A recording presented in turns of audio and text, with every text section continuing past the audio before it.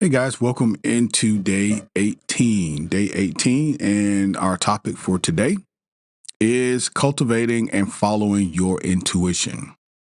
You're going to really like this. If you have not done so already, please go ahead over to our podcast at ReThink Podcast and follow and subscribe there. I'm going to link a few different podcasts associated with this topic that really going to embed you and help you to understand how important it is to be able to, first of all, identify but follow your intuition. But today we're talking about cultivating it and ultimately following your intuition, being able to slow down and to be able to hear that still small voice, that piece of you that really knows the best path and the solutions and all these sorts of things. And when we're staying so busy that we can't hear that still small voice, we're really not following our intuition on a regular basis. So anyway, let's jump into it. We got motivational quotes from Jiddu Krishnamurti and also Albert Einstein. So Jiddu says, intuition is the whisper of the soul. Intuition is the whisper of the soul. Why? In my opinion, because it's the still small voice. And then Albert Einstein says the only real valuable thing is intuition. The only real valuable thing is intuition. So from my perspective, and from my life experience, the reason that I agree with both of these statements is because I have lived through experiences where I have sort of muscled and manually kind of tried to manipulate my outcome and my circumstances and my environment. And it was a very difficult, very stressful, very anxious process. And I've also quieted my, mind through meditation and mindfulness. And I've taken advice of my higher self through listening to that still small voice, i.e. intuition, and things have always worked out. They've always worked out. I think the issue with us most of the time is that we not only want to know that it's going to work out, but we want to know how it's going to work out. And the how gives us that security that, yeah, okay, I'll sit over here for a while and I'll let this happen. But because we don't know how, we don't want to listen to or hear that still small voice. We want to get in and feel like we've got control of the situation. And many times we're making it worse. But today, on our 31 Days to New Beginning, again, this is day 18. This is a very critical part of your transformation process. So let's say, for example, if you're someone and you've not cultivated your intuition, maybe this is the first time you've really dug deep into understanding intuition and how it can benefit you in your life. This is going to be a very, very critical piece of your journey. So let's not underestimate how critical this is. Because while you are decluttering and while you are committing to your morning routines and while you are exercising and mindful eating, you can do all of that, but then ignore your still small voice, your intuition, and you still probably not on the path of least resistance.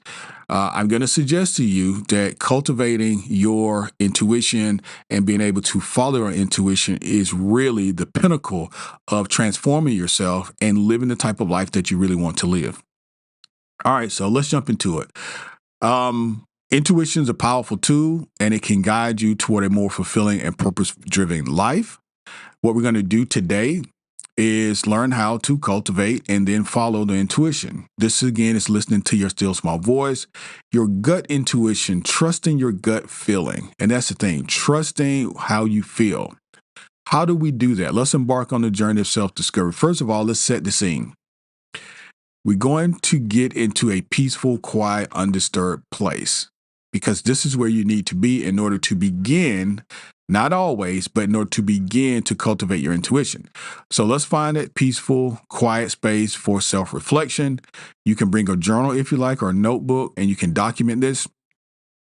Over on the side of your worksheet, which is here, you're going to see some questions and some areas where you can put your notes. So, setting the scene, let's describe the location where we're going to practice. Here are some areas to take your notes, record your sensations, your senses, experiences during this meditation, even jot down your goals and emotions, et cetera, et cetera. So, as I kind of go through the description, just know on the worksheet worksheet side of this, the exercise, that you're going to be led through the same sort of process. So don't think you have to, remember everything I'm saying. I would suggest maybe you print some of this out and really create yourself your own notebook. All right, so meditation. This is our daily practice. This is what it's going to get us into the understanding, the ideology, and even the new modus operandi. Let's call it that. Our new modus operandi of cultivating and then following our intuition. And it all starts with meditation. So let's begin with a short meditation session to calm your mind, to kind of clear your thoughts, and just kind of focus, if you will, on what it is that we're here to do, which is to hear that still small voice. Focus on your breathing. Do your best to let go of stress and any other distractions that may be currently going on in your life, and record the sensations or experiences during your meditation. So just remember, how am I feeling? Am I getting an influx or a rush of thoughts? Am I relatively peaceful and I don't have many thoughts at all? Reflect on your goals. This is something that we did on day one, particularly for this process, 31 days to new beginning. You did write down your intentions and your goals, the things that you want to achieve through this process, through this course. So reflect on those. And really what you're going to be doing is asking yourself, what are my next steps? It's relatively simple. And the hardest part, which is quieting your mind and listening for the inner voice, is next. So as you begin to really come down out of your thoughts, whatever's preoccupying you, whatever meal you're trying to prepare for this evening, whatever trip that you have to take next month, whatever it is that you have to do for your kids, for homework or for activities, or maybe there's some health issues that you're dealing with in your body. Your task, your work will be to, and I'm saying work loosely, but to be able to get out of those spaces for now and to get into a clear mindset as best you can, because that's where you're going to be able to hear the still small voice. What you want to do while you're focusing on your goals, just kind of bring it to your mind and then ask the question. You can ask it out loud or you can ask it within yourself. What are my next steps? What are my next steps? And what you do from there is simple. It's just be quiet and listen, pay attention, close attention for your intuition, for that still small inner voice to begin to feed you information. Okay. So your intuition is going to urge you into specific directions, and your goal again is to trust it. Take actionable steps that can change or changes you and compels you to move. Okay, there will be movement, because a lot of times people get confused. Like, Kelly, is it my imagination? Was that my inner, voice, etc.?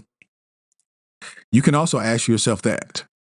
The first time you do this, the first couple of times, it's going to take some getting used to, but you'll cultivate it. It becomes a practice, and that practice becomes your lifestyle. And that lifestyle, you begin to know definitively if this is just, random thought, or is this my still small voice? It becomes very clear. And it's a little ambiguous, but the only way that you're going to get to really knowing your still small voice is to spend time with it. I wish I could tell you definitively what it's going to sound like, what it's going to say, but I cannot. Only you know. It is your inner voice. But this practice on day 18 is really going to help you to cultivate that relationship. Okay? Now, again, our motivational quote came from Albert Einstein, which said the only real valuable thing is actually intuition. One of the things he also said that also talks about how to really listen to that voice is, he says, I get my best ideas in the shower. He's not even trying. It just comes to him. And I can relate with that, because many times I'm driving, I'm away from my desk, I'm away from my office, I'm away from my studio, and I'm not trying to prepare for the podcast or do, podcast things or, coursework things, but ideas will just come to me. And so that is how it's worked for me. It can be a flood of ideas. All right, so top 5 reasons to follow your intuition. Reflect on each reason and how it reflects your personal journey and your goals. Cultivating and following your intuition is a profound asset for high performers. Yeah. All right, guys. So let's jump into our activity for today. Let's go to the worksheet really, really quickly. I just want to show you this because this one is pretty detailed. This one's pretty detailed. This is what we talked about already. You've got your meditation area where you can take notes, your goals. Maybe you want to jot down what it is that you are doing throughout this 31 days. What was your objective? What are your intentions? And then you can kind of just follow your process here, quiet your mind, listen to your inner voice, trust your instincts. Here's some examples. And here are those top 5 reasons and a checklist and the way that you would go through this entire process. All right. So let's embark on day 18. Let's be productive and let's cultivate and follow our intuition. And I will see you guys tomorrow on day 19.